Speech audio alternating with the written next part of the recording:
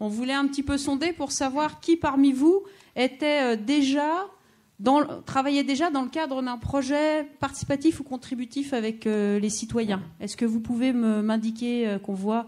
Bon, je vois Philippe à Nantes, voilà. C'est pas du tout pour se dire ouais ou non, mais est-ce que certains d'entre vous souhaiteraient se lancer dans un projet, ont déjà une idée claire de ce que peut être aujourd'hui contributif ou participatif? Voilà. C'est un petit peu comme avis défavorable, s'abstient. Il n'y a pas beaucoup de mains qui se lèvent. Est-ce que certains d'entre vous ne voient pas du tout ce que ça peut être dans leur pratique professionnelle de tous les jours d'instaurer du contributif ou du participatif? Je vois qu'il y a des absents, parce qu'il y en a qui sont déjà bien impliqués, ils sont pas là encore. Ça arrive doucement. J'ai pas de main qui se lève, alors vous êtes en pleine digestion, j'ai l'impression. Donc, est-ce que c'est vrai que cette table ronde elle est commune, c'est pas comme un atelier, tout le monde y participe. Est-ce que vous pensez que l'arrivée de tous ces outils participatifs et contributifs va, à l'avenir, ce sera ma dernière question, changer vos façons de travailler? Je parle pas des courriels, mais vraiment le fait que des... Eh bien, oui, ok, bon. C'était pour vous permettre aussi de voir un petit peu par rapport aux attentes. Donc, je vous présente nos intervenants qui, vous allez voir, vont présenter des expériences très différentes.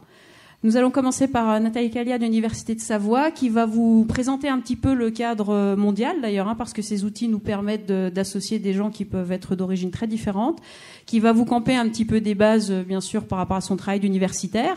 Mais n'hésitez pas, une des approches de cette table ronde, c'est de voir aussi les croisements possibles. Donc même si on part du mondial, ces grands projets se retrouvent souvent un petit peu comme pour les financements européens déclinés au niveau local. Donc on reverra ça. Nous avons ensuite Rémi Fonters de la LPO qui va vous présenter par rapport à, je m'éloigne, sa spécialité sur la biodiversité.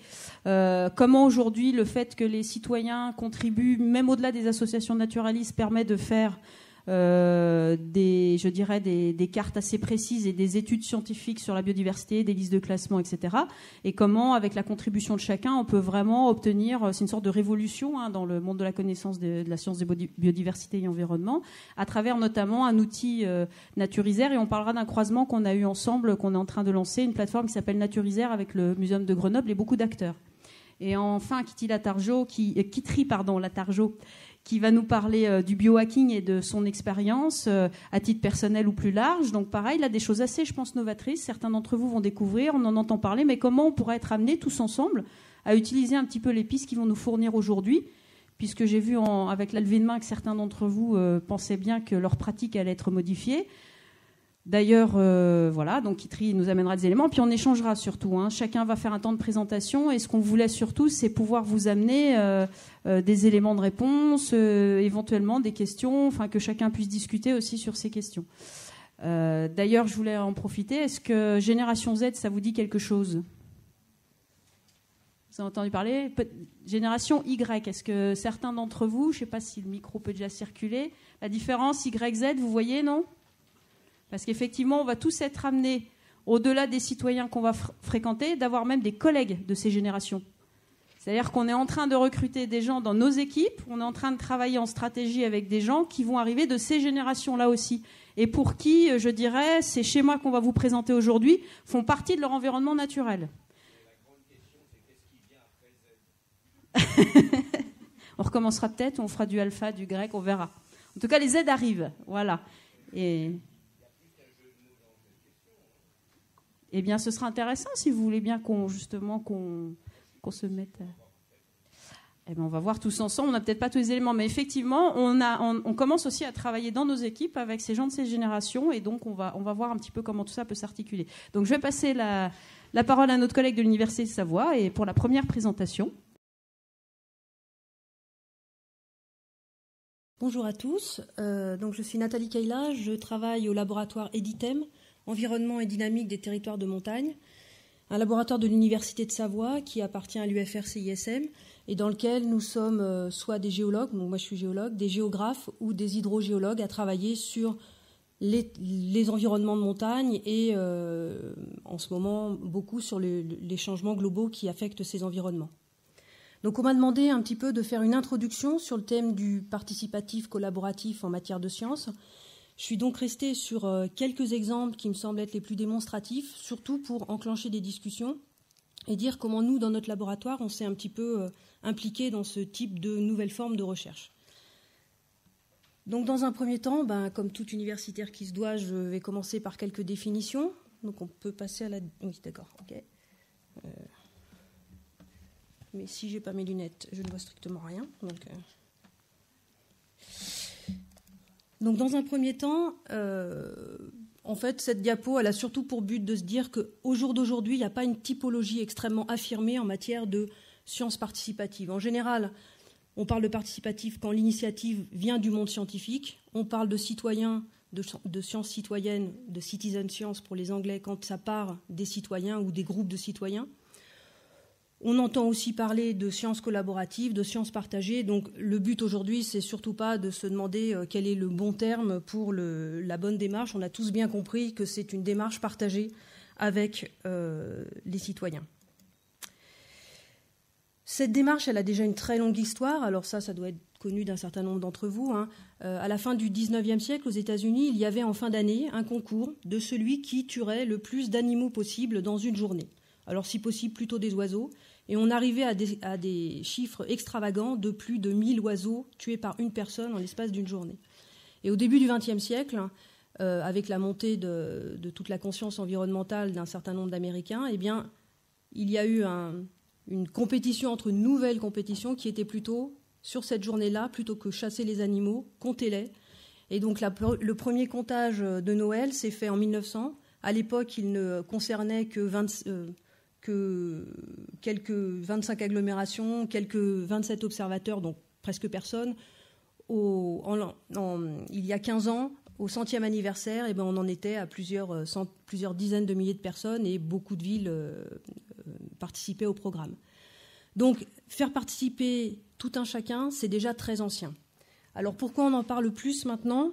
Alors, je vous ai juste mis pour rappel en dessous pourquoi est-ce qu'on lance ce type de programme. Pour le chercheur, ça permet un certain nombre de choses. On multiplie les données, ce qui économise du temps de travail. On multiplie les compétences, on verra comment tout à l'heure. On conjugue notre activité de chercheur, qui parfois est mal comprise du citoyen, avec de la pédagogie et de la didactique. Et pour le citoyen, c'est un moyen de participer à une œuvre collective, c'est un moyen de participer à un programme de recherche, parce qu'il y a des citoyens qui sont parfois même plus doués que certains chercheurs. Voilà, donc les motivations, tant du côté de la personne lambda que du côté du chercheur, il y en a des tas. Et ça peut aussi être l'objet d'un débat. C'est d'ailleurs des sociologues commencent à sortir des articles sur ce thème-là. Alors, cette participation de tout un chacun au programme scientifique a connu vraiment une révolution au début des années 2000.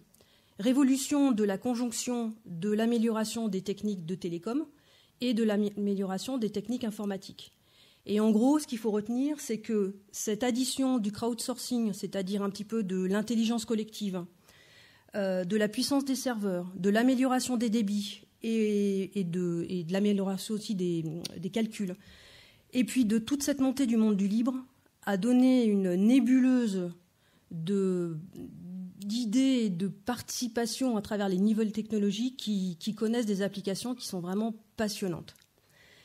Alors, au tout début, dans les années 90, vous vous rappelez peut-être d'un programme où, en fait, tout un chacun, avec son ordinateur portable, alors à l'époque, il n'y en avait pas beaucoup, on était en 95, on pouvait participer au programme SETI at Home en partageant, en fait, en téléchargeant un petit programme sur son ordinateur et en partageant la mémoire qui était inutilisée à un moment donné du travail de l'ordi pour analyser des informations en provenance de l'espace pour essayer de savoir si ces informations étaient suffisamment intelligentes pour être dues à une intelligence extraterrestre. Ce programme SETI a donné lieu à un film en 97, Contact, et c'est un des premiers programmes où, en fait, c'est vrai que c'était participatif parce qu'on prêtait une partie de la mémoire de son ordi, mais une fois qu'on avait prêté cette partie, on ne faisait plus rien. On laissait simplement du temps de travail de son ordinateur. Au jour d'aujourd'hui, les programmes sont beaucoup plus riches et on peut parler maintenant de vraie participation active, alors qu'elle soit simplement dans la collecte de données, dans l'analyse de ces données, ou bien on va voir jusqu'à l'insu de mon plein gré sur certains programmes qui sont actuellement. Alors, je ne rentrerai pas trop dans le détail. Je pense que Tela Botanica, certains le connaissent. C'est un peu le consortium actuellement en France sur les programmes de participation lancés en particulier par le monde de la recherche en matière de biologie végétale. Relativement classique comme type de programme. Viginature, c'est un programme lancé par le Muséum d'histoire naturelle dans lequel il y a un certain nombre de, par exemple, sauvages de Maru, où on se promène avec son téléphone portable et on photographie toutes les plantes invasives que l'on peut trouver dans sa rue et on se connecte ensuite sur le site du muséum. Un programme un petit peu plus récent, non mais j'en parlerai en dessous, un programme aussi moins nouvelle technologie mais qui fait appel au public, par exemple dans le parc naturel régional de Chartreuse, on a lâché des bouquetins il y a quelques années, donc il y a eu 2 périodes de lâcher de bouquetins.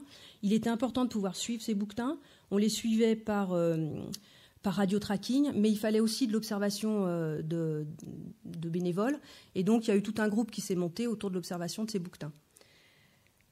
On peut aller jusqu'à l'interprétation de ces données, et là on commence à avoir une participation réellement active et où on mobilise l'intelligence de la personne qui participe à travers des programmes Zooniverse, j'en parlerai juste après, et Speople, c'est le suivi photographique des insectes pollinisateurs. Ça a été lancé récemment par le Muséum d'histoire naturelle.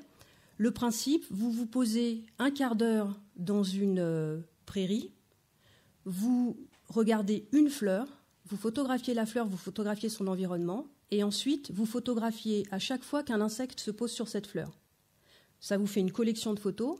Cette collection, ensuite, vous la ramenez chez vous, vous triez les photos, vous faites une reconnaissance de l'insecte, donc il y a un guide de reconnaissance, et ensuite vous mettez ça sur le serveur. Le programme a été lancé il y a 2 ans. Actuellement, il y a 500. Enfin, ça a fluctué au tout début, il y a eu 500 participants très rapidement la première année, puis on est revenu à 300, maintenant ça ne bouge pas, on reste à 300, mais ce n'est pas les 300 mêmes. Et puis actuellement, il y a plus de 4000 collections qui ont été posées sur le serveur. 4000 collections, ça représente à chaque fois entre 20 et 30 photos suivant l'abondance d'insectes qui ont pu se poser sur la plante à ce moment-là. Et jusqu'à l'insu de mon plein gré, je terminerai sur ça tout à l'heure. Alors, le programme Zooniverse, j'ai voulu le citer parce qu'il ajoute à cette forme de participation la façon dont on peut faire que les gens aient envie, non pas seulement de participer une fois pour voir, mais ont envie de prolonger leur participation au programme de recherche. Parce que la motivation des participants, c'est quelque chose d'important dans ce type de programme. Donc rapidement, c'est à l'initiative d'une association, Citizen Science Alliance, qui associe des chercheurs, des informaticiens et des gens de l'éducation pour faire une plateforme informatique extrêmement sophistiquée qui ensuite déroule des programmes. Alors dans un premier temps, c'était surtout des programmes destinés à l'astronomie et à la médecine. Et depuis quelque temps, il y a vraiment énormément d'idées pour lancer des programmes dans plein de domaines. Alors moi, je vais vous en illustrer 2. Le premier qui s'appelle Old Weather. Donc le principe de ce programme, c'est qu'actuellement, dans les bibliothèques anglaises, indiennes et américaines, il y a plus de 40 000 livres de bord de la marine marchande et de la marine militaire anglaise. Ces livres de bord, vous en voyez un découpage ici, c'est quelque chose qui n'est absolument pas transcriptible par un ordinateur. On pourrait essayer de numériser ces livres, on n'obtiendrait rien du tout. Chaque capitaine de bateau avait une écriture particulière, c'est impossible de faire travailler ça par un ordi. Donc l'idée, ça a été de mettre en place une plateforme où en fait, donc vous vous inscrivez à Zooniverse, vous vous inscrivez à ce programme-là, et vous êtes au départ cadet.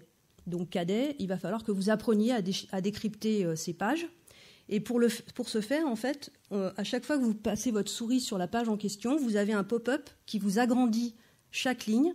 Et dans chaque ligne, en fait, vous avez la date, la luminosité, la force du vent, le courant, enfin un certain nombre de données et des observations. Par exemple, on a croisé des baleines, il y a eu un vol d'albatros, voilà, des observations faites par le capitaine. Et vous rentrez ça en fait dans un tableur Excel qui va alimenter une base de données. Au jour d'aujourd'hui, le programme a démarré en 2010, comme à peu près les 2 programmes que je vais vous montrer. Au jour d'aujourd'hui, 61% du projet a été complété, soit l'équivalent d'à peu près 100 000 pages, et 10 voyages de bateau. Alors, pour que les gens continue dans ce programme et ne s'arrête pas au bout d'une page, eh bien en fait, vous démarrez cadet. Une fois que vous avez transcrit toute une page avec au moins 30 lignes, vous devenez le lieutenant de vaisseau.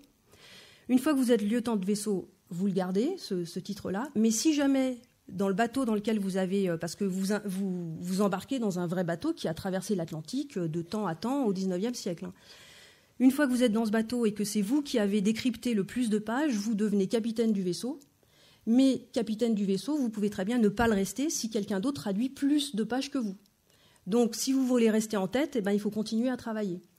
Et tous les ans, les meilleurs capitaines de bateaux sont invités à Greenwich pour aller rencontrer les personnes qui encadrent ce programme. Donc ce programme marche très bien. D'ici 2 ans ou 3 ans, il sera terminé. Et ce qu'il permet, c'est une modélisation à base de données réelles, donc pas du tout une modélisation subjective en projetant des tendances ou des choses comme ça. On a reconstitué déjà actuellement 5 années de données climatiques sur l'Atlantique au XIXe siècle. Donc une modélisation à base de données réelles. Donc celui-là est assez intéressant. Et celui qui, personnellement, en tout cas, m'a le plus emballé, c'est Snapshot Serengeti. Donc on est dans le parc national du Serengeti, dans le cadre d'un programme de recherche sur les lions qui existe depuis une 30aine d'années, mené par Craig Packer, qui étudie le comportement des lions dans ce parc.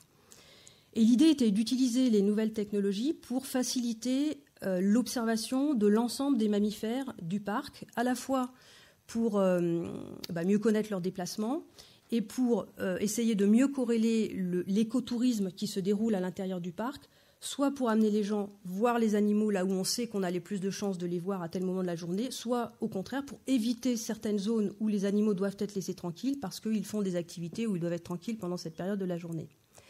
Et donc, l'idée a été ici de placer 250 appareils photo sur une zone qui permettait à chaque appareil photo d'être distant d'une 50aine de mètres.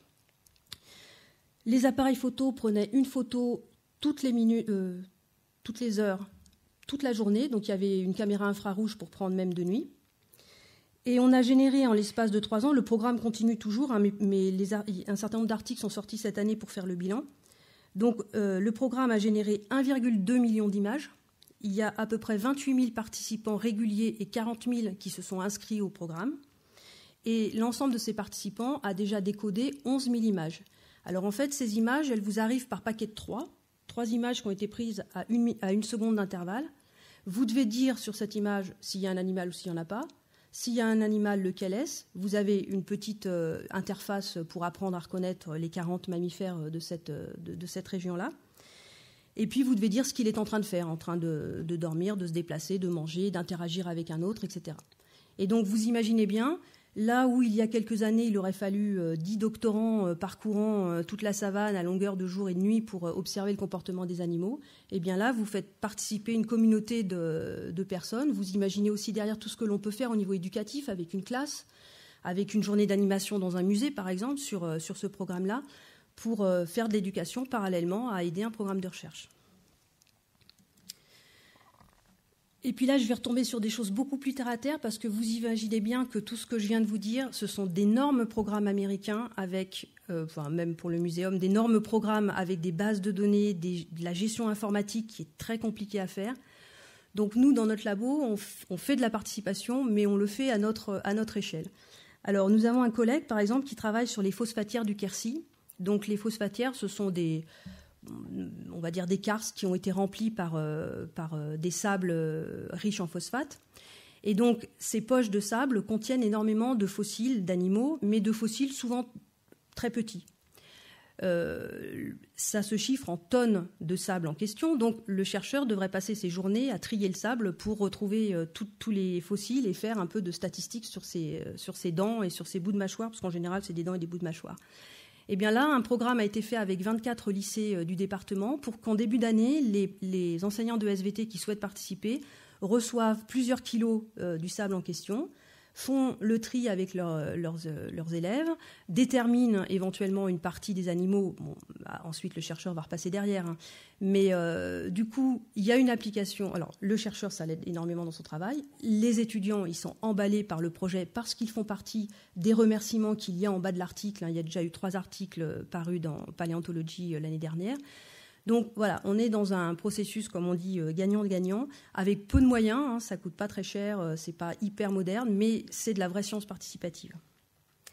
Et nous, au laboratoire Editem, avec un collègue qui s'appelle Fabien Oubléa, nous travaillons en partenariat étroit avec le Géoparc des Bauges, que certains vont découvrir demain lors de la traversée qui va les conduire à Annecy, sur plusieurs programmes. Alors, les deux premiers concernent la gestion de l'eau en milieu karstique. Donc, vous savez qu'en milieu karstique, l'eau traverse assez rapidement le karst, peut donc être chargée de différents polluants, et c'est difficile de gérer l'alimentation en eau dans ce type de région. Les gens ne sont pas forcément très au courant de cette difficulté et ont du mal à comprendre pourquoi, à un moment donné, on arrête l'eau du robinet parce qu'il y a des risques de contamination. Donc pendant 3 ans, on a fait avec les scolaires du massif des Bauges des traçages participatifs. Alors, il y avait une vraie volonté scientifique parce qu'il y avait certains cheminements de l'eau qui nous étaient inconnus.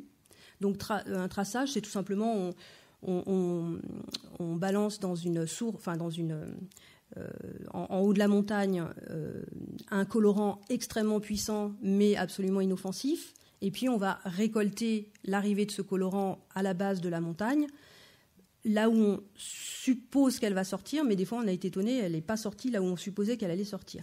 On fait participer les classes du bas de la montagne et du haut de la montagne, on mélange les deux classes, et c'est vraiment très intéressant parce qu'encore il y a 2 ans, vous trouviez encore des animaux qui étaient morts en alpage et qui étaient balancés dans un trou en haut de la montagne. On est en 2010, hein. Ça se voit encore. Mais pourquoi ? Parce que les gens ne font toujours pas le lien entre pollution de l'eau du village d'en dessous et activité pastorale du village d'au-dessus.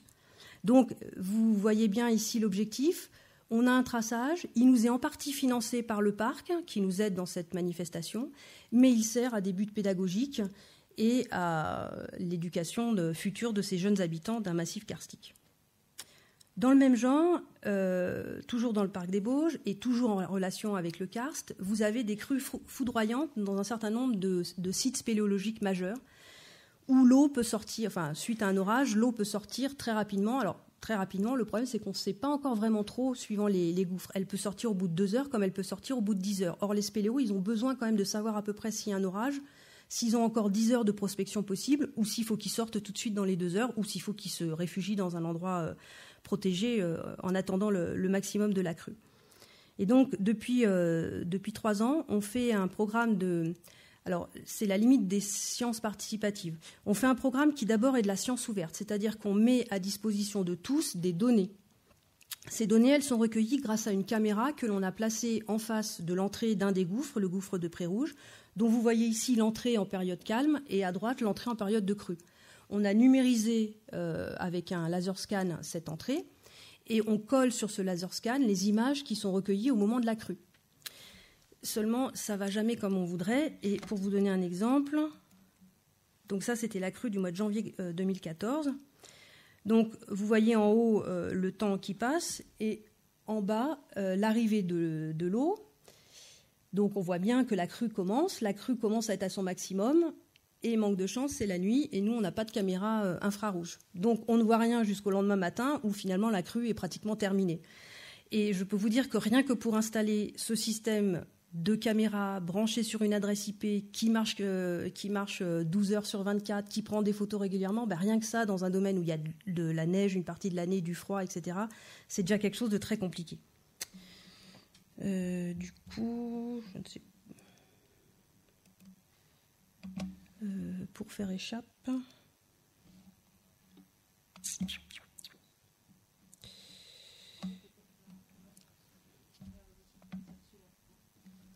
Voilà, merci. Donc là, on était plus dans une science en fait d'observation où on donne à observer à tout un chacun qui se branche sur le site internet. Alors attention, c'est pas encore en direct, hein, on a encore du mal à le faire en direct, mais qui se branche sur le site où on pose les enregistrements, il a accès au type d'informations qui sont collectées grâce à cette caméra. Mais parallèlement, on a fait un petit programme de sciences participatives où on a des chasseurs de crues, comme il existe des chasseurs d'ouragans, enfin de tornades. Et on demande aux spéléos de photographier à chaque fois qu'ils observent une crue lors de leurs explorations ou même lorsqu'ils subodorent qu'il va y avoir la crue dans le trou qu'ils explorent assez régulièrement. Et pour l'instant, on est en train de monter un groupe Flickr sur ce type de photos. Et pour terminer, toujours dans le parc des Bauges, mais dans un autre domaine, on a un programme qui s'intéresse aux problèmes des pratiques de sport de pleine nature sur la faune sauvage, et en particulier les chamois d'une réserve nationale qui se trouve dans les Bauges. Bon, le chamois n'est pas une espèce en voie de disparition, mais enfin c'est une espèce qui est quand même contrainte par l'anthropisation du milieu. Et ces chamois sont équipés de GPS, et on les suit depuis déjà maintenant 5-6 ans. Donc ça, c'est tous les petits points rouges. C'est partout où vont les chamois. Et puis depuis 2 ans, on a une collègue, une sociologue, qui souhaite travailler sur donc, l'impact des pratiques de nature sur ces chamois, donc l'impact estival de la randonnée, l'impact hivernal de la randonnée à ski. Jusqu'à présent, elle travaillait avec des étudiants qui en fait se mettent au départ des sentiers hiver-été, donnent aux randonneurs un GPS qu'il trimballe dans sa poche et qu'il restitue à la fin de la journée. Donc ça, c'est la trace bleue que vous avez là. Bon, elle est beaucoup plus cadrée parce que là, c'est une balade estivale. En hiver, déjà, la trace est moins cadrée. On voit que la trace humaine va tout droit parce qu'en fait, elle traverse un pré. Donc, ils ouvrent une barrière, ils la referment de l'autre côté. Et c'est pour ça que les bouquetins ne vont pas là où il y a la trace humaine. Mais par contre, on voit que les deux se mélangent là-haut. Alors là, vous avez bien sûr tous les points. J'ai dit bouquetins, pardon. Les chamois, c'est pas les chamois en une journée. C'est vraiment tous les tracés de chamois là sur un mois. Mais on imagine bien qu'il y a un moment où le déplacement humain impacte le moment de nutrition du chamois en alpage. Et on essaye maintenant d'essayer de voir si ça a un impact sur la durée de pâturage du chamois, si ça a un impact sur la qualité du pâturage qu'il va pâturer. Est-ce qu'il reste sur les meilleurs ou est-ce que du coup il les quitte parce qu'il y a des randonneurs? Si ce programme vous intéresse, le CCSTI de Haute-Savoie réalise depuis quelques années des petits films de 3 minutes qui cherche, et il y en a un justement sur ma collègue Clémence Perrin-Malter dans le cadre de ce programme. Je vous invite à aller sur le site du CCSTI, retrouver toutes ces vidéos, il y en a une dizaine. Et pour terminer, pourquoi j'avais dit à l'insu de mon plein gré? Parce que vous comprenez bien que mettre des étudiants au départ de la randonnée, qu'ils attendent la fin de la randonnée, c'est compliqué. Et donc actuellement, on est en train de monter un partenariat avec Orange pour avoir accès aux données des téléphones portables des randonneurs. Donc, on aura accès à des tranches de temps, donc le week-end ou des jours donnés. Donc, il faudra qu'on donne un calendrier de quand on veut ces données-là. Ça ne sera que sur les données relatives au circuit qui nous intéresse. On ne va pas aller chercher si la personne vient de Lyon ou de je ne sais pas d'où pour arriver là. Mais ça va nous permettre en fait de traiter des données de déplacement de randonneurs à ski ou à pied sans avoir besoin de mettre tout cet arsenal au départ et à l'arrivée de la balade. Donc là, est-ce qu'on est encore dans du participatif?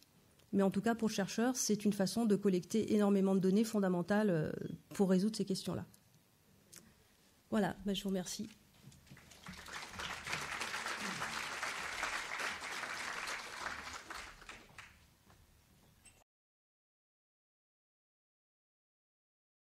Bonjour à tous, donc Rémi Fonterre, je fais partie de la LPO, qui est une association de protection à la nature de 1901.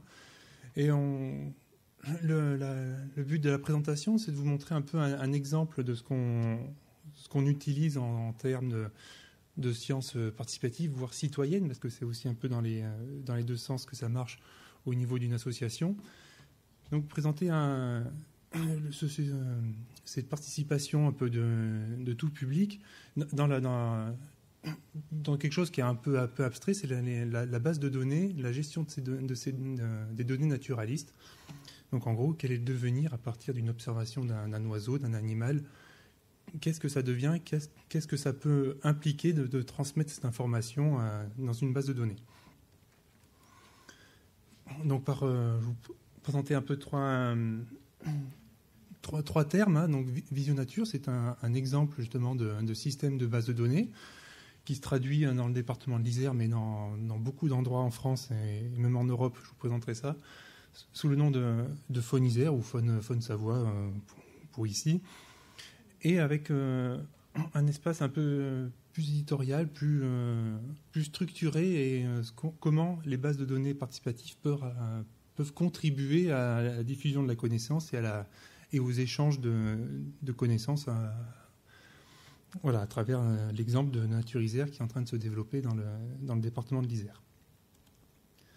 Donc, qu'est-ce que c'est que Visionature? Je vous dis, c'est un type de base de données. Hein, c'est un système en ligne de transmission de gestion de données naturalistes. Donc c'est un des exemples. Hein, il y a plusieurs types de bases de données de ce type-là qui existent.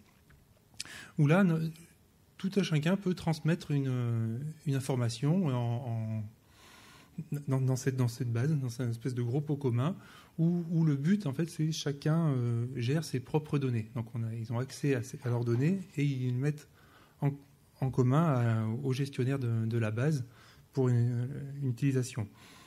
C'est participatif, c'est libre, hein, chacun peut s'inscrire sur la base, transmettre ce qu'on veut, hein, aussi bien le merle dans son jardin que des espèces beaucoup plus rares ou beaucoup plus patrimoniales. Ça permet justement, quand on est assez néophyte dans le milieu du naturalisme, c'est un peu de faire partager, d'avoir un peu des échanges aussi avec les gestionnaires de bases de données. Ça permet aussi l'apprentissage un peu de la biodiversité. C'est ce qu'on voit depuis qu'on utilise ce système. Beaucoup de jeunes, hein, voire de très jeunes, qui commencent un peu à prendre contact justement avec des naturalistes un peu plus chevronnés, un peu plus expérimentés, échanger leur point de vue, les connaissances, et voir que leur action, même si elle est faible au niveau quantitatif ou en temps, a des intérêts beaucoup plus larges que le simple lieu géographique où il se trouve. Je reviens, donc le système Visionature a été conçu par une société suisse, hein, Biolovision, qui a adapté un peu ce système et donc qui a conçu le système et également qui garde les serveurs en Suisse. Donc ce système-là de base de données, en fait, il est présent en France sur la grande majorité des départements de métropole, mais également d'outre-mer, hein, en Guyane, en Martinique ou La Réunion, et dans plusieurs pays européens. Et comme c'est une société suisse, hein, les premiers qui l'ont mis en place, c'était les Suisses. C'était en Suisse et à la base, c'était juste des ornithologues entre eux qui voulaient échanger un peu leurs observations et pouvoir les consigner d'une manière numérique. Et ce système, en fait, a tellement fait des mules que maintenant il devient pratiquement incontournable dans le monde naturaliste européen.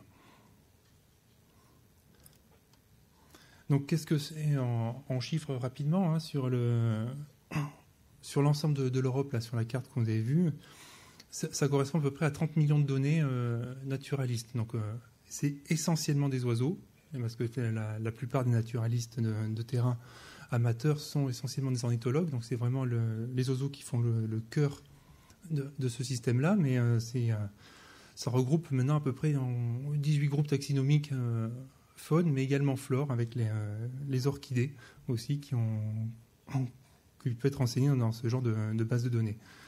Et à l'échelle européenne, c'est à peu près 20 000 contributeurs, que ce soit le simple personne dans son jardin que des organismes de recherche ou de gestionnaires. Voilà un peu le principe de cette base de données et un peu quelle est un peu la philosophie et la déclinaison faite dans les départements. Le département que je connais mieux, c'est Faune Isère. Donc c'est la base de données en ligne. Pour le département de l'Isère, comme la plupart des départements français, elle est gérée par une association de protection à la nature, donc en l'occurrence la LPO. Donc c'est le Faune Isère, voilà, ça se présente comme ça sur un site internet. Bon, c'est vrai que c'est pas très sexy, c'est en gris, c'est pas très joli, mais l'intérêt, c'est plus ce qu'il y a à l'intérieur que la couleur des rideaux. Là. Donc c'est l'URL, hein, c'est faune-isère.org, mais on pouvait remplacer Isère par le département ou la région qui existe. Hein. Ensuite. Voilà, donc là il suffit de s'inscrire et après il y a tout un système de formulaire de saisie. L'intérêt, c'est qu'on peut saisir directement en cliquant sur une photo aérienne. Comme ça, on a également la donnée géolocalisée en direct sans avoir de GPS ou de retranscrire les coordonnées sur les chiffres qui sont souvent source d'erreurs. L'intérêt de ces bases de données en ligne, donc ça permet un peu de décentraliser la saisie. Donc c'est tout un chacun qui saisit où il veut, quand il veut. Ce n'est plus les données qui arrivent sous format papier qui sont transmises par un opérateur au même endroit. Donc il y a un effet temps réel avec l'arrivée de la donnée sur le système. Et justement, ce côté temps réel nécessite en fait un gros travail de validation, parce que la donnée, dès qu'elle est arrivée, elle est de suite validée en fait par un collège d'experts en fonction des connaissances au niveau du groupe taxinomique ou de la localisation. Quelqu'un qui connaît très bien, par exemple, le massif de la Chartreuse va regarder surtout les données de Chartreuse et voir qu'est-ce qui peut sortir de l'ordinaire. Ça correspond, par exemple, dans le département de l'Isère, on a à peu près 150 000 données par an qui arrivent essentiellement donc, de la faune vertébrée. Et on arrive à avoir comme ça des échanges. Il y a à peu près 1000 données, 1000 à 1500 données qui nécessitent vraiment un contrôle de validation. Où là, c'est une validation où il y a directement échange et contact avec l'observateur par une des personnes du collège d'experts. Et l'avantage d'avoir ces données en direct, c'est que les restitutions se font de manière complètement dynamique. Donc, par exemple, une carte ici du département de l'Isère avec les codes de reproduction en fait, d'un oiseau. Hein. Donc en rouge, c'est qu'on a des preuves de reproduction certaines, et en jaune, c'est des reproductions possibles. Donc c'est plutôt des mâles chanteurs, et en rouge, des nids trouvés. Donc on a la restitution en direct dans le département, mais il y a également des restitutions en direct au niveau national qui se font via des plateformes Internet, un système d'API entre Faune Isère et des plateformes plus larges. Et c'est justement cette manière dynamique, hein, on rentre une donnée, on voit tout de suite qu'elle apparaît sur la carte. C'est un peu un effet émulateur, hein, donc les contributeurs, en fait, on élargit le champ qu'on pouvait avoir jusqu'à présent. Nous, en tant qu'association, nos contributeurs, c'était essentiellement nos adhérents. Maintenant, avec ce système-là, c'est vraiment n'importe qui peut transmettre des données à leur échelle en fonction de leur connaissance. On a vraiment un effet pratiquement exponentiel du nombre de contributeurs, mais également du nombre de données. Voilà un peu en graphique. Ici, en fait, on a le nombre de contributeurs nouveaux qui se sont inscrits, par exemple, depuis 2012 jusqu'en 2015, par mois. Donc on voit que ça se fait toujours, avec toujours des pics, en fait, des nouveaux contributeurs qui s'inscrivent au mois de janvier, en début d'année. Et là, en cumulé par an, donc le système Faune Isère a été ouvert en 2010, donc avant on n'avait pas de contributeurs. Voilà, on plafonne à peu près entre 300 et 400 nouveaux contributeurs par an. Et en nombre de données, donc je vous ai dit, par exemple, Faune Isère a été ouvert en 2010. On a un effet de nombre de données. On a à peu près 150 000 données par an, toute faune, rien que pour le département de l'Isère. Donc en 2015, on est en juin, donc on est plus de la moitié de l'année précédente. Et là, ce sont les données qu'on avait en archive jusqu'à présent. Donc on tourne à peu près entre 30 000 données par an, et on passe à un facteur 5, on a 150 000. Voilà, donc ça... Ce qui implique donc un grand nombre de données, donc une gestion accrue, et on change complètement de système, de logique de gestion de ces données-là, et même des connaissances qu'on peut avoir. Donc justement, cette grande masse de données, donc ça sert à part une satisfaction personnelle d'avoir beaucoup de données, il faut qu'elles servent, il faut que quand on transmet une donnée d'oiseau, il faut savoir à quoi ça peut servir. Donc là, le gestionnaire, donc en l'occurrence, nous, on est une association de protection à la nature, donc l'utilisation de ces données vont servir, en tout cas, en premier lieu, à l'objet statutaire de notre association, hein, qui est la protection de la faune et des milieux dans le département. Mais également, ça participe à des programmes plus larges et plus grande échelle. Hein, ça a été présenté tout à l'heure, tous les programmes, par exemple Viginature, ont également des liens avec Visionature, notamment le stock, le suivi temporel des oiseaux communs, où là, justement, le Fonisère permet la saisie de ces données-là pour la transmission directement au muséum dans un fichier formaté et tout de suite exploitable par le Muséum national d'histoire naturelle. Un autre programme, Oiseaux des jardins, où là, tout à chacun compte les oiseaux de son jardin, qui permet après d'avoir un peu des tendances d'évolution des populations d'oiseaux. Voilà, donc on a énormément de données.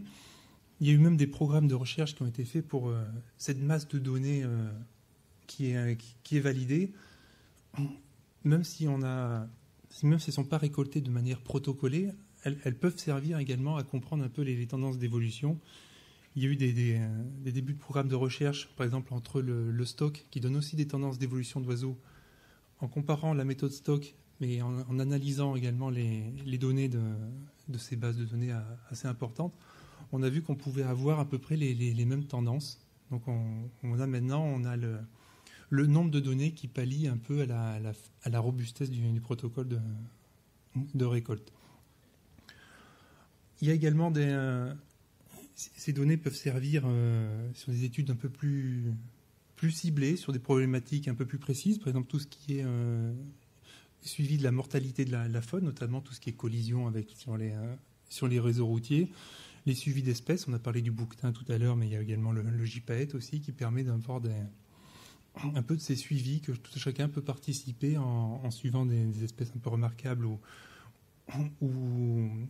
qui sont bénéficiaires d'objets de suivi ou de programmes de réintroduction. Et également, en fait, ces données-là servent, en tout cas au niveau de la région Rhône-Alpes, il y a des conventions en fait entre les LPO qui sont gestionnaires des données et avec les gestionnaires d'espaces naturels, donc notamment les SEN, les conservatoires d'espaces naturels, où justement c'est des organismes qui gèrent des espaces et ils ont besoin d'avoir la connaissance faunistique et floristique également de leur territoire pour orienter justement la gestion, quelles sont les espèces qui sont présentes sur leur territoire, orienter la gestion, l'animation, la pédagogie qu'il peut y avoir. Donc ces informations transitent entre les structures, mais également ça peut être aussi avec le département, dans la politique des espaces naturels sensibles. Ils sont aussi propriétaires voire gestionnaires de certains espaces, et il y a besoin justement d'avoir ces éléments de connaissance. Voilà, donc c'est pour ça que le citoyen qui observe qui vient se balader sur un espace naturel sensible et qui voit un oiseau, qui le transmet sur un système Visionature, va arriver également au niveau du gestionnaire, va avoir connaissance de cette info-là et pourra orienter la gestion ou vérifier que sa gestion est compatible avec la présence de ces espèces. Voilà, par exemple, pour la Fonisère, voilà un exemple de structures qui sont en convention avec la LPO. Donc, il y a le département, des associations plus thématiques sur des groupes d'invertébrés, comme Flavia pour notamment tout ce qui est lépidoptère, une autre association sur les libellules, des associations locales. Voilà, il y a tous ces échanges et toutes ces données-là, en fait, servent à tous ces partenaires, structures gestionnaires ou associatifs. Des développements de cette base de données, parce que c'est bien et ça fonctionne au niveau d'un département, mais ça permet en fait des ouvertures qu'on n'avait pas forcément avant, parce qu'on n'avait pas les moyens techniques et même la masse de données suffisante.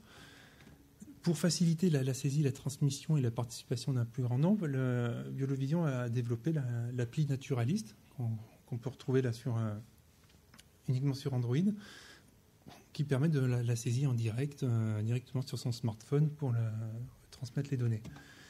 Et qui permet, si on rassemble tous les sites Visionature, là, pour voir un peu des phénomènes migratoires. Par exemple, le faucon cobèze, qui est une espèce de petit faucon qui vit en Europe orientale et en Asie centrale, et qui parle de manière un peu invasionnelle, passe en migration en Europe.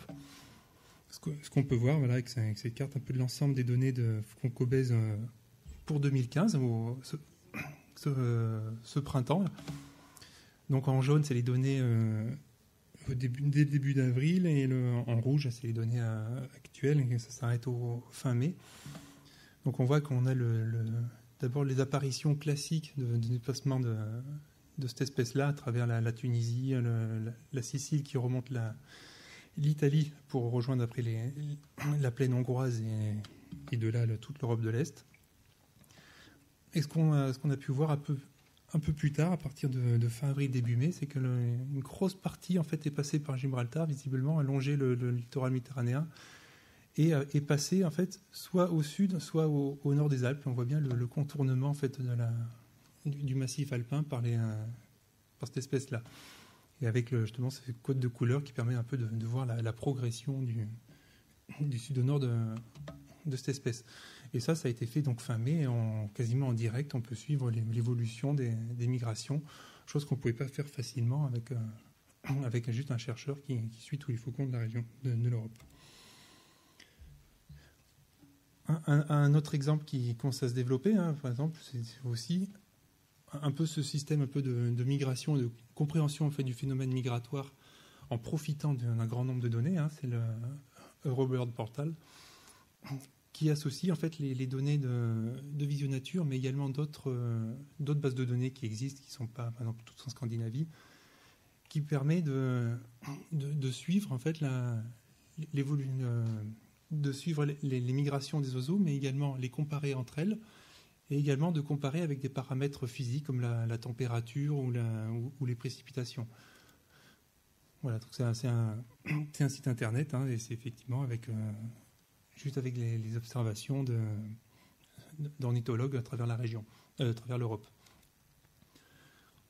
Voilà, donc c'est dynamique. On peut voir les cartes qui bougent en fonction des périodes. Par exemple, là, ici, pour le début octobre, donc on est à l'automne, on voit la migration l'état du début octobre de l'hirondelle rustique et du martinet noir, qui sont tous deux des insectivores migrateurs. On voit bien qu'ils sont présents sur toute l'Europe. On voit qu'en octobre, en fait, les martinets ont quasiment quitté l'Europe pour aller en Afrique, alors que les hirondelles sont encore bien présentes, même en Scandinavie. Et quand on fait défiler en fait les images, sur Internet, on voit très bien les migrations, les hirondelles qui arrivent d'abord, les martinets qui arrivent et qui repartent avant. On voit que l'hirondelle en fait est beaucoup plus européenne que le martinet en temps de présence. Et là, j'ai mis 2 espèces, mais on pouvait aussi comparer avec la température et voir, par exemple, la migration des sarcelles avec les températures, qui impliquent en fait l'accessibilité au site de reproduction. Parce qu'en Scandinavie, au mois de février, c'est complètement gelé, donc les sarcelles sont toutes en Espagne. Et on voit avec l'évolution de la température, c'est vraiment corrélé avec le déplacement des sarcelles. Voilà, si on a accès à Internet tout à l'heure, peut-être on aura un peu quelques exemples dynamiques bien parlants. Voilà, ça c'est un peu l'utilisation des données que tout à chacun en observation une espèce peut transmettre et peut participer justement à des connaissances plus vastes sur des phénomènes migratoires qu'on redécouvre ou qu'on affine avec ces méthodes-là.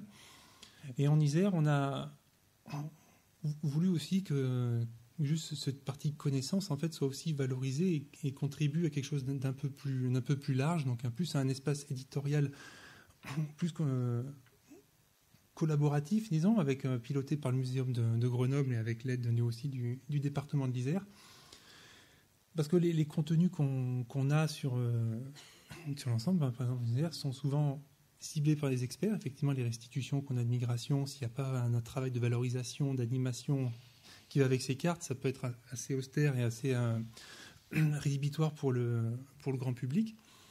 Et c'est un peu dispersé. Il faut passer des fois du temps à retrouver un peu les informations pour les retrouver, parce qu'il y a aussi un manque de référencement des études et des travaux d'animation qui existent. Pour cet espace éditorial, pour vraiment le plus de public possible, aussi bien le citoyen qui se pose des questions sur la biodiversité, qu'est-ce qu'il y a quels sont les animaux qu'on voit autour de chez moi, que des animateurs enseignants, qu'est-ce qu'ils veulent transmettre, ils veulent avoir des supports pédagogiques ou avoir des connaissances un peu plus développées pour pouvoir les enseigner, mais également les professionnels. On a parlé des gestionnaires, mais ça peut être aussi les élus pour les décisions de pouvoir public. Voilà, le but un peu, c'est vraiment de partager les connaissances. On acquiert beaucoup de connaissances, d'informations. Le but, c'est un peu améliorer leur restitution à plusieurs niveaux possibles. Donc vraiment un travail d'animation entre tous ceux qui sont susceptibles de contribuer, aussi bien en transmettant des données via Phonisère, comme on a vu, ou en faisant partager les études qui ont été faites sur des territoires donnés, sur des espèces données, tout avec un travail éditorial, donc justement piloté par le Muséum de Grenoble. Dans un peu une logique, il faut pour informer, pour pouvoir consulter, mais également contribuer, que chacun dit oui, moi j'ai connaissance de ça, je veux participer à ça, et pour pouvoir s'investir également dans des actions concrètes. Voilà un peu l'arborescence que ça pourrait avoir. Je ne vais peut-être pas trop m'étaler là-dessus, parce que le travail de valorisation, ça aussi, ça mériterait d'être un peu plus vulgarisé et un peu plus glamour à présenter. Voilà, et c'est pour montrer que c'est un travail quand même de plusieurs personnes avec de plusieurs activités. On vous a présenté Phonisère qui peut servir de base au niveau connaissance de la faune, mais pas que, parce qu'on ne traite pas tout l'ensemble de la faune et de la flore et des habitats.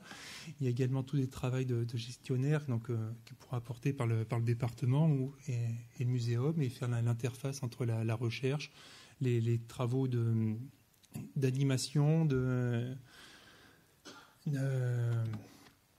animation, sensibilisation et participation avec le public. Voilà un peu un exemple de ce qu'on peut faire en observant un merle. Merci beaucoup Rémi.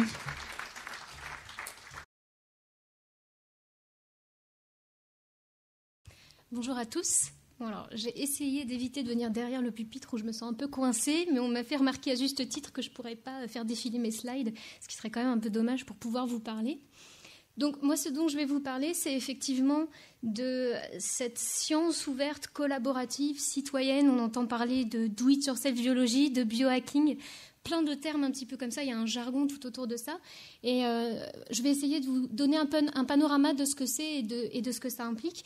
Mais tout d'abord, une petite question. Est-ce que du coup, vous avez déjà entendu parler de biohacking ou de do-it-yourself biologie? Est-ce que vous êtes un peu familier avec ça? Non. Ok. Ok, très bien. Alors du coup, n'hésitez pas, pendant ma présentation, moi il n'y a quasiment pas de texte sur ma présentation, il y a beaucoup de photos. Donc si vous êtes intrigué par quelque chose que vous voyez sur une photo, n'hésitez pas à me demander au moment où elle passe ce que vous êtes en train de voir. Je vais essayer de le raconter évidemment, mais si je passe à côté de quelque chose, n'hésitez pas à me demander. Et je vais aussi utiliser un certain nombre de termes que je vais essayer d'expliciter, mais il est important de les dire parce que ça fait partie de cette culture-là. Pareil, quand j'en dis trop et que j'explique plus, n'hésitez pas à lever la main et me dire « on ne comprend plus rien de ce que tu dis, qu'est-ce que ça veut dire que ce mot-là ?» Vraiment, n'hésitez pas à me poser des questions, même pendant que je suis en train de parler. Alors, pour commencer, sans être trop narcissique, je vais quand même juste vous dire qui je suis, parce que moi, je ne suis pas d'une institution, je ne suis pas représentative d'une entreprise ou de quoi que ce soit. C'est en fait juste un parcours personnel que je suis en train de construire. À la base, moi, j'ai fait de la recherche en biologie, dans des laboratoires académiques et notamment dans le cadre d'un doctorat. Et en parallèle, j'ai fait aussi de la médiation scientifique, notamment avec le Palais de la Découverte, mais également en freelance encore aujourd'hui, ce qui m'a amené à interagir avec des associations, des médiathèques, des entreprises privées et voir un petit peu ce que pouvait être la médiation scientifique dans chacun de ces contextes. Et du coup, avec ces deux voies-là, s'est construit petit à petit une réflexion. J'ai commencé à me demander quels pouvaient être les autres environnements de recherche dans lesquels les gens pourraient évoluer, où on aurait vraiment chercheurs et plein d'autres types de personnes ensemble, et que chacun pourrait apporter ses propres savoir-faire, puisqu'avec mes expériences en médiation scientifique, je me rendais bien compte que tout le monde avait des choses à apporter. Et c'est là que j'ai commencé à rentrer dans le monde de l'open. Le monde de l'ouvert, on entend ce mot-là tout le temps. Donc j'ai commencé avec l'open access, l'idée de la publication en accès libre d'articles scientifiques. J'ai continué avec l'open data, là c'est plus les publications qu'on met, mais directement les données, comme on en a entendu avec les exemples précédents. Et après, du coup, il y avait cette histoire aussi d'open science. Alors on met pas tous la même chose derrière ça. En tout cas, ce qu'il y avait dedans pour moi, c'était effectivement les sciences citoyennes et notamment des communautés, des espaces un peu particuliers. Notamment, c'est la première photo que vous voyez à droite. Ça, c'est un squat dans lequel des gens viennent et font des expériences en biologie. Quand je dis un squat, c'est qu'on est en banlieue parisienne, à côté des voies de chemin de fer, dans un ancien bâtiment de la SNCF. Il y a vraiment des gens là-dedans qui faisaient de la biologie, qui avaient des équipements pour ça. Ce lieu s'appelle La Paillasse, et depuis un an, ce lieu n'est plus en banlieue parisienne, mais en plein cœur de Paris, dans un espace de 750 mètres carrés, où les gens viennent toujours faire de la biologie, mais beaucoup d'autres choses. On est passé de ce qu'on appelle un bio-hackerspace, que je vais un peu plus vous détailler, à ce qu'on appelle un laboratoire communautaire. Du coup, je commençais à m'immerger un petit peu dans ça, je commence à entendre le dernier terme avec open source, et il fallait vraiment que je me plonge dedans, et du coup, j'ai rencontré un photoreporter, hacker lui aussi, et on a décidé ensemble de monter un projet qui s'appelle Biohacking Safari. L'idée pour moi était très simple, c'est que je voulais savoir ce que c'était. Et quoi de mieux pour ça que d'aller sur le terrain? Et donc c'est ce qu'on a fait, et ce projet en fait a plusieurs ambitions. Déjà le premier, c'est d'inspirer. Inspirer par des parcours de personnes, par des initiatives, par des projets. L'autre chose, c'est de supporter un peu ce dialogue entre toutes ces communautés dans tous les pays du monde. Alors bien sûr, on n'a pas encore tout fait, hein.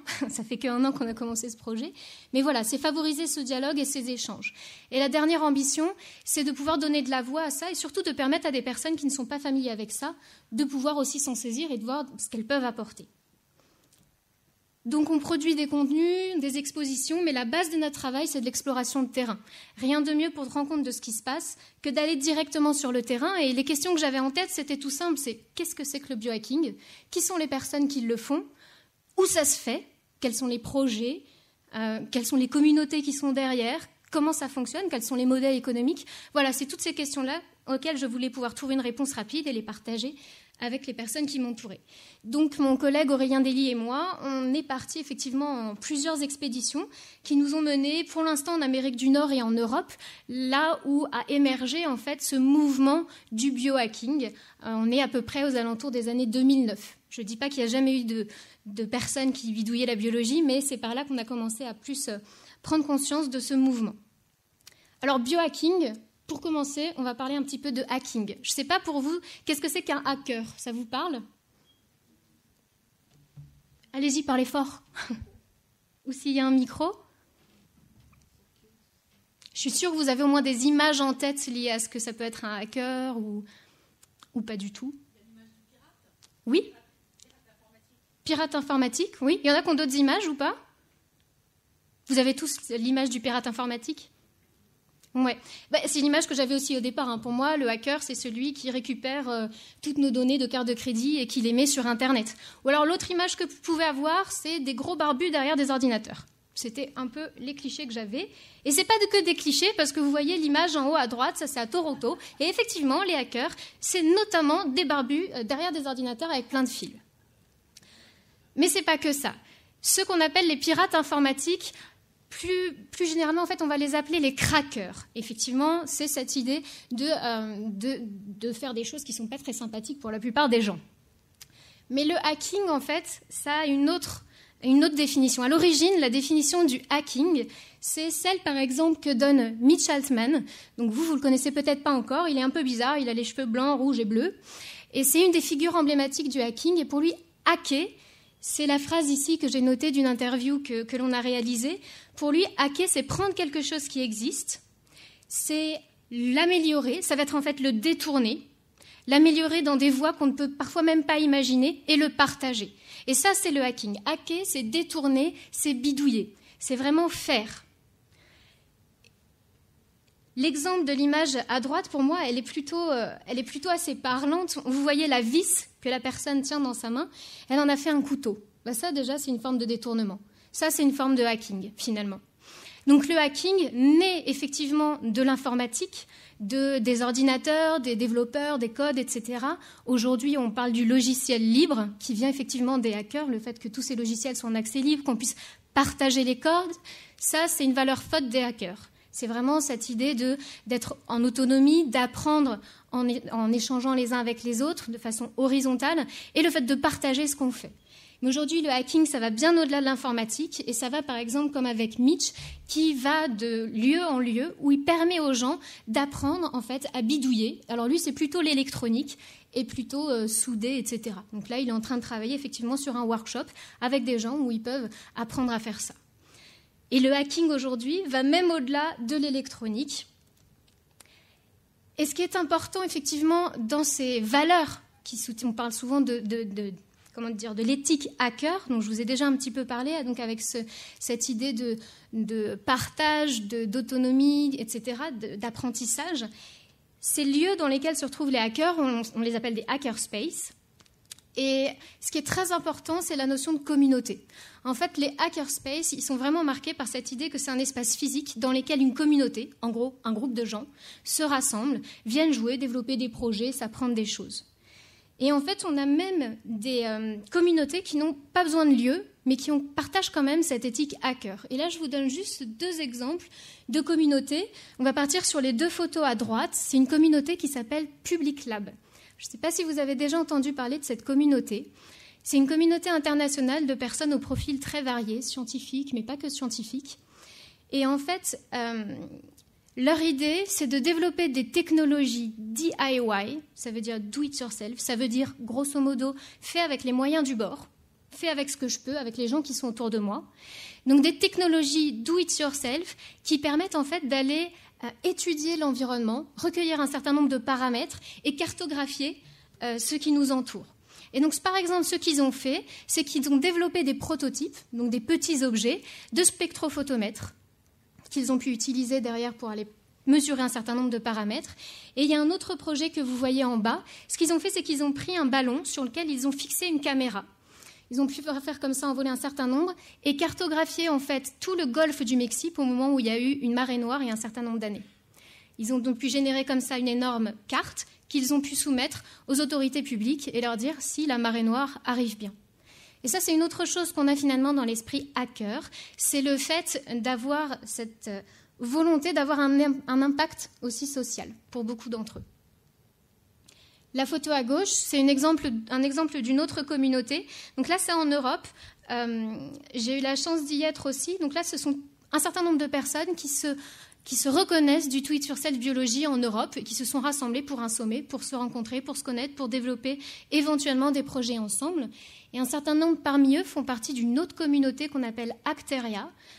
Eux, en fait, ils se rassemblent autour d'une problématique plutôt art, technologie et biologie. Et donc, ils développent des projets surtout artistiques. Et aussi, ils fabriquent un certain nombre d'équipements que l'on peut retrouver dans des laboratoires de biologie. Des équipements, c'est crucial si on veut pouvoir faire des projets de biologie, évidemment. Donc, c'est un peu le nerf de la guerre. Juste, pour vous dire, donc, toutes ces communautés, etc., de personnes différentes, à quoi ça ressemble un biohacker ? Ça peut ressembler à n'importe lequel d'entre vous, ça peut ressembler à moi, ça peut ressembler à eux. Donc, on parle de biohackers, de scientifiques DIY, de scientifiques indépendants, amateurs. Il y a plein de termes comme ça. Chacun se reconnaît encore un petit peu de l'un ou de l'autre. C'est vraiment un mouvement qui est en construction. Mais ce qu'on voit, c'est qu'on a aussi bien des chercheurs, comme la personne à gauche, Hélène Jorgensen, qui est à New York, que des personnes qui sont juristes. Le bras que vous voyez, c'est le bras d'une juriste qui ne voulait pas se faire prendre en photo. Hacker dans le fond de l'âme. On a des personnes qui sont artistes, on a des personnes qui sont designers. C'est vraiment, l'autre fois j'ai croisé un ébéniste, un souffleur de verre.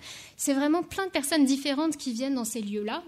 Et vous avez aussi ce personnage un peu particulier, celui à droite, là, avec les espèces de cornes sur la tête. Au bout de son doigt, en fait, il a une bille magnétique qui s'est implantée un aimant dans le doigt pour pouvoir le contrôler. Le biohacking, c'est ça aussi, c'est aussi le body hacking.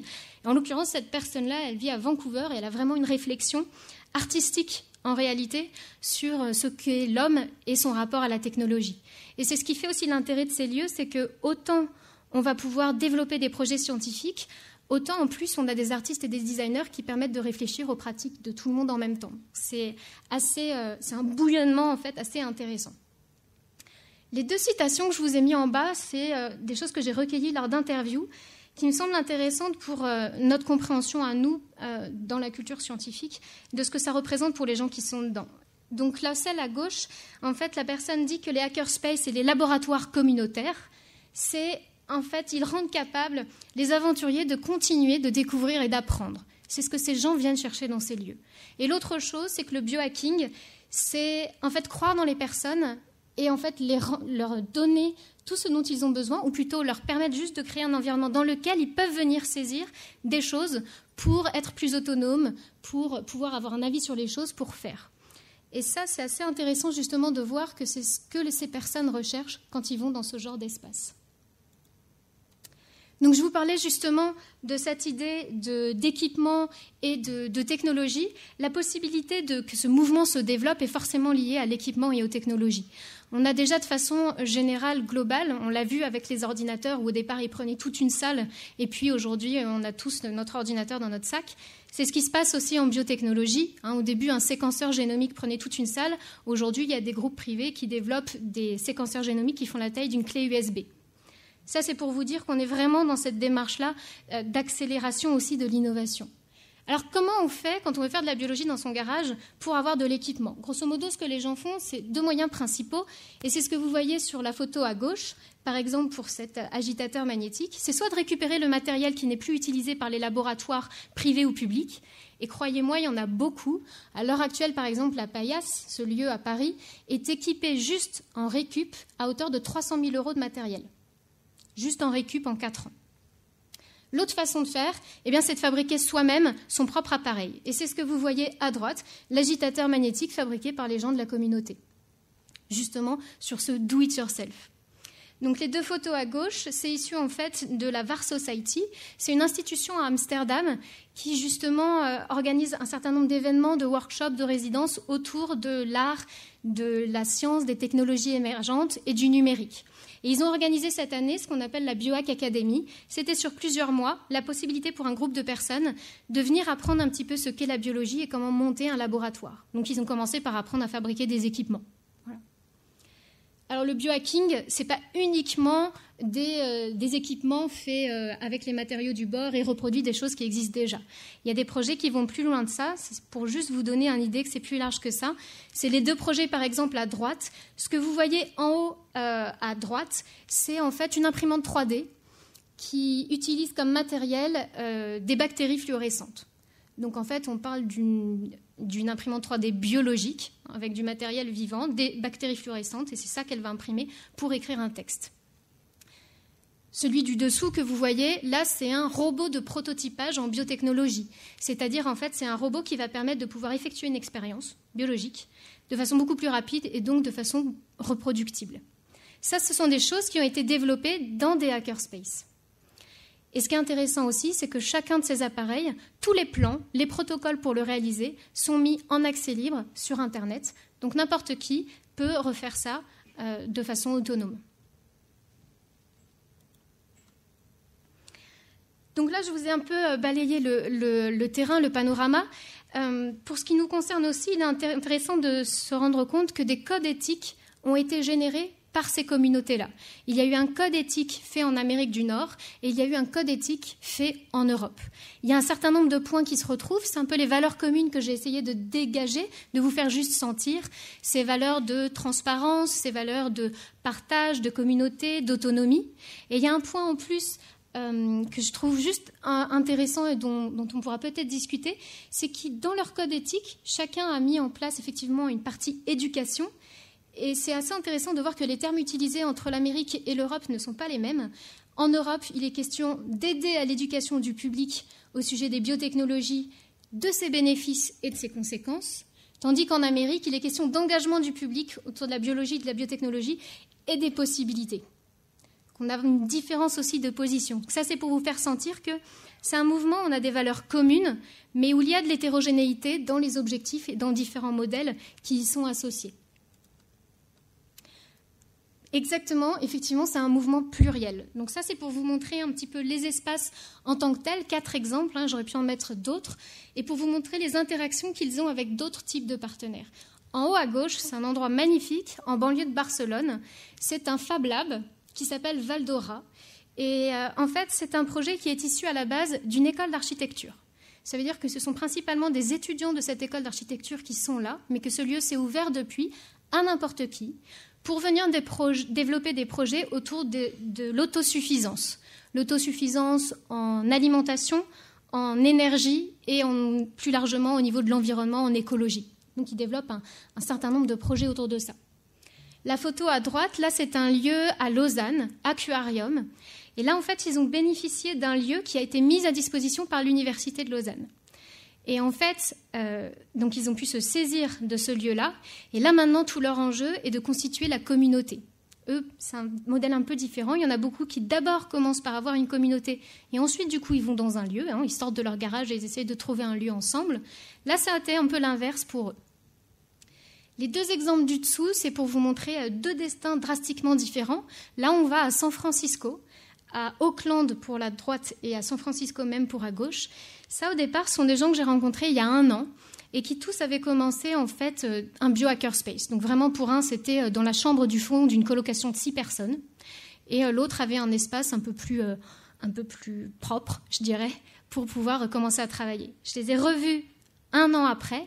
Et on a 2 modèles complètement différents, tous deux partis d'un biohackerspace. Celui à droite, en fait, est allé vers quelque chose qui est vraiment imprégné de la culture locale. C'est à Auckland. Je ne sais pas si vous connaissez un petit peu le contexte d'Auckland. Et donc, eux, ils sont vraiment, vraiment imprégnés d'indépendance, d'autonomie, d'impact sociétal. Et donc, c'est vraiment la communauté locale qui vient développer des projets. Et il veut être le plus indépendant possible. Celui de gauche, là, eux, maintenant, ils sont structurés en incubateurs. Leur objectif, maintenant, eux, c'est de développer des startups en biotechnologie. Donc, ils sont aussi financés par Y Combinator, qui est en fait du capital risque. Donc c'est pour vous montrer que cette idée de quelque chose d'homogène n'est pas vraie et qu'on a vraiment des différences locales d'objectifs et finalement de modèles aussi derrière. En quelques mots rapides, des projets, on pourrait y revenir si jamais vous êtes intéressés. Donc quelques exemples de projets plutôt liés aussi à l'éducation en biotechnologie. Donc là, ce que vous voyez à gauche, c'est un projet en Angleterre. En fait, c'est un laboratoire portable. C'est une petite mallette comme ça dans laquelle on a de quoi faire un certain nombre d'expériences qui nous permettent de reconnaître des espèces. Donc en gros, on peut faire, pour ceux qui connaissent, de la PCR et une électrophorèse. C'est mobile, c'est portable. Ils sont en train de travailler avec les écoles, ils se sont structurés en start-up. Le projet à droite, c'est une autre start-up américaine, parce qu'en Europe, on ne pourrait pas encore faire ça. Eux, ils ont développé des kits aussi, donc c'est vraiment dans cette idée de permettre à tout le monde de développer des projets et d'apprendre la biologie, des kits qui permettent de faire de la biologie synthétique. Donc là, on est sur l'apprentissage de comment je fais une bactérie fluorescente ou comment je fais une bactérie qui émet telle odeur si mon liquide est à telle température. Il y a vraiment plein de choses qui peuvent être imaginées. Et leur idée à eux, c'est vraiment de se dire qu'est-ce qui se passe si je mets la biologie synthétique accessible à des gens qui n'en ont pas du tout les compétences initiales, quelqu'un qui est designer, quelqu'un qui est artiste, quelqu'un qui est développeur, etc. Le dernier projet, c'est un projet qui n'est pas un projet start-up, c'est un projet vraiment de communauté à San Francisco. Et eux, ils ont travaillé sur ils ont fabriqué en fait un fromage sans utiliser d'animal à aucun moment. Donc ils ont utilisé des bactéries. Bon, c'est un fromage qui ressemble à du Gouda. On n'est pas encore à du comté, du Morbier ou quelque chose comme ça, mais c'est l'idée. Là, c'est des projets plutôt liés aux biomatériaux. Donc, on a par exemple celui à gauche à la paillasse. Là, il a été en fait fabriqué une encre à stylo à partir d'une bactérie qui produit un pigment. Tout a été mis en place pour ça. À droite, on a un énorme cadran de cette taille-là à peu près, sur laquelle en fait c'est des bactéries du sol. Et elles sont capables de générer du coup de l'électricité qu'on va pouvoir récupérer et alimenter un appareil. Pour l'instant, c'est évidemment un prototype. Avec ce cadre gigantesque, on alimente un téléphone portable, mais c'est un début. Tout est aussi documenté. Et le dernier, c'est cette idée aussi qu'ils fabriquent en fait des structures en carton sur lesquelles ils déposent un champignon qui va du coup pouvoir fabriquer ce meuble. On est vraiment aussi dans une vision de la biologie qui est maintenant une technologie et qui se développe aussi plus largement que les biohackerspaces. Plein de formats existent différents pour pouvoir justement faire en sorte que des gens viennent. Ces lieux sont ouverts, mais c'est quand même pas facile d'accès. Et ça, c'est une réflexion qui me semble intéressante pour nous. Les hackathons en sont un format, et là c'est particulièrement intéressant parce que ça a été une initiative issue d'un biohackerspace à Houston, et ce hackathon, c'est-à-dire une journée sur laquelle les gens viennent et prototypent ensemble, fabriquent différents projets, et ça a été réalisé dans le musée de sciences à Houston. Donc on a déjà une porosité qui s'est créée aussi dans ce domaine-là. Voilà, ma dernière diapo, c'est donc juste pour vous dire que cette philosophie hacker, finalement, avec les différents termes que j'ai essayé de faire ressortir, elle croise la culture numérique dont on entend généralement parler, pas le numérique juste en sens au terme objet, tablette, etc., qu'on veut nous mettre partout, mais culture numérique au sens de toute la philosophie qui est derrière, de la collaboration, du partage, etc. Et finalement, ces lieux sont un petit peu comme une extension physique de cette culture numérique. Et moi, mon questionnement aujourd'hui, et c'est ce que je commence à travailler aussi avec des ateliers, c'est quelles sont finalement les innovations qu'on peut avoir en médiation scientifique, au-delà de ce qu'on fait actuellement, ou comment on peut questionner ça, et inversement, quelles sont les médiations qui pourraient être mises en place dans ces tiers-lieux d'innovation. Comment il y a des croisements entre ces deux questions. Et j'ai le sentiment que finalement, ces lieux-là pourraient être aussi des terrains d'expérimentation pour tous les médiateurs scientifiques. Voilà. Merci Kitri. J'ai noté 2-3 mots-clés. Je tenais à vous en faire part, c'est-à-dire que quelque part, on a bien le sentiment que le contributif et le participatif, ça nous impose quand même de changer de rôle. On n'est plus des producteurs ou des animateurs, on devient vraiment des animateurs de communauté. On se met un peu au service d'une communauté. On n'est plus le gars qui observe la coccinelle, on est bien celui qui va animer et quitte à valider derrière. C'est quand même un changement de position pour tous nos métiers. Même un scientifique, on a bien vu qu'il est prescripteur, mais il devient aussi un petit peu au service d'une communauté de contributeurs. Ça peut être très chronophage. Moi, je sais que ceux qui travaillent en biodiversité sur la validation peuvent être 24/24. Donc la validation par rapport à la donnée, ça peut aussi être très chronophage ou d'être disponible pour sa communauté. On voit aussi que des codes éthiques sont en train de se poser, mais il y a quand même tout un débat. Aujourd'hui, on voit bien que ces communautés ont besoin de se définir des cadres d'échange, mais il y a beaucoup de gens qui disent c'est pas des Frankenlab, ces trucs, c'est n'importe qui peut fabriquer un peu n'importe quoi, donc je pense qu'on échangera. Mais on voit bien quand même que c'est pas sauvage, on a besoin de se donner des valeurs communes. On voit bien que sur la donnée, c'est bien de faire partager tout le monde, mais finalement on a très peu de retours, et Nathalie nous en dira peut-être plus sur les participants, les contributeurs. Est-ce qu'il y a un profil donné? Est-ce qu'il y a des âges plutôt particuliers? Est-ce que c'est obligatoirement des geeks barbus ou est-ce que c'est un peu tout le monde? Est-ce qu'il y a des papis-mamies qui participent aux sources?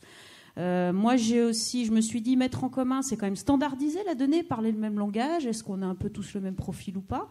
Si on veut lancer un projet, est-ce qu'il faut se dire, je constitue d'abord ma communauté ou d'abord mon outil ou d'abord mon programme de recherche? Voilà, un petit peu ça. Fidéliser, j'ai aussi bien vu que des fois on lance un programme puis ça peut se casser la figure, on met beaucoup d'énergie et dans la masse de projets qui existent, lancer un lab même, est-ce qu'il va marcher, comment ça se passe? J'ai bien aimé l'exemple de Zooniverse parce que tout d'un coup avec ce capitaine de bateau on voit bien qu'on se lance pour plusieurs années, voilà, on sait pas un one shot. Et puis donc moi je sais que peut-être des fois au lieu de recréer quelque chose soi-même, peut-être rejoindre tout simplement une communauté qui est en train de se construire, un Viginature, un Fonisaire, un programme finalement, plutôt que de nous-mêmes en lancer un, vu qu'on est déjà tous très pris, peut-être en rejoindre un existant puisque beaucoup de packs existent.